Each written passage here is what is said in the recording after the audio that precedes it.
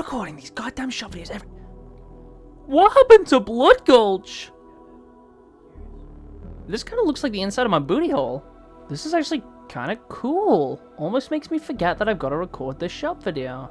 Oh.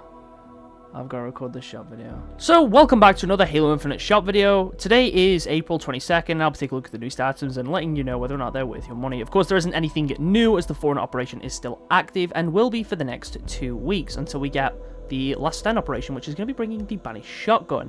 Of course, regardless of what's on today, I'm going to get the same thing and hear the same thing that I do every week. No, it's not worth it. No, I can't believe people still play this game. Blah, blah, blah, blah. I don't care! You clicked on the video! Okay, so first things first, before we actually talk about what's on the shop, the Big Team Battle Refresh has finally arrived, bringing with it several new Big Team Battle maps, and also Big Team Battle Assault. I do find it interesting, a couple operations later, and we're still getting variations of Assault. We just had the Husky Raid one 2 weeks ago, but I am much more excited to try this out than I was that. And of course, having some new Big Team Battle maps is also very nice.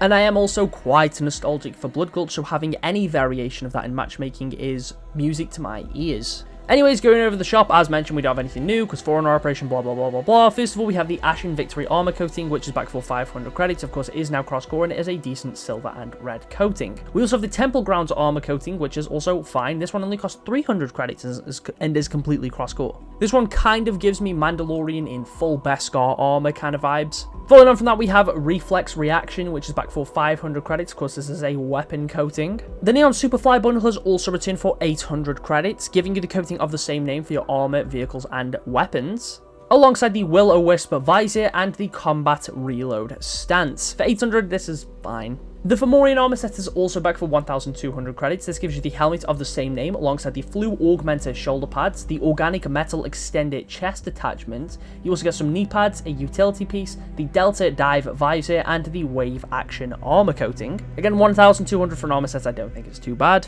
And for just 200 credits more, we have the return of the Grimghast bundle, which gives you the helmet of the same name. I do kind of like this one. It looks very Geiger inspired. It gives me sort of Xenomorph type vibe, and then you also get its own helmet attachment, which I don't really like. You also get some shoulder pads, a chest attachment, some knee pads, a utility piece, an armor coating, a visor, and the Eclipse phase weapon model for the Commando alongside its own weapon coating too. For 1,400, I think like the bundle itself or armor for 1,200 is obviously fine, so an additional 200 credits to also get a weapon model and coating I really don't think is that bad. This is one of my preferred sets for Chimera. I do think the helmet is cool, as mentioned. Mostly because, I don't know, it just kind of reminds me of Xenomorphs. And some of the other armor pieces you get here are decent too.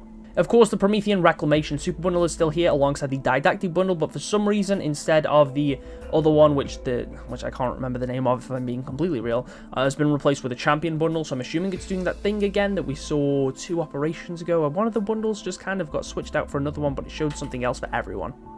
And finally, the Year 2 HCS bundles have returned, being the Cloud9, Complexity, Phase, Optic, and Space Station one, since of course some of the teams are no longer partnered, and these have now been unlocked, so the coatings are completely cross-core. Anyways, I think that sums up everything today. I think I've gone over everything important. As of next week, we will likely be hearing some news about the Last Stand operation. Of course, we already know the Mutilator is returning, and I have seen some other stuff that has leaked, but no, I will not be talking about any of that. Anyways, thank you for watching, and I'll catch you all in the next one. What if it was called the shit video? I mean, I'm trying to record. I'm gonna eat your skin. I'm gonna eat your skin. What?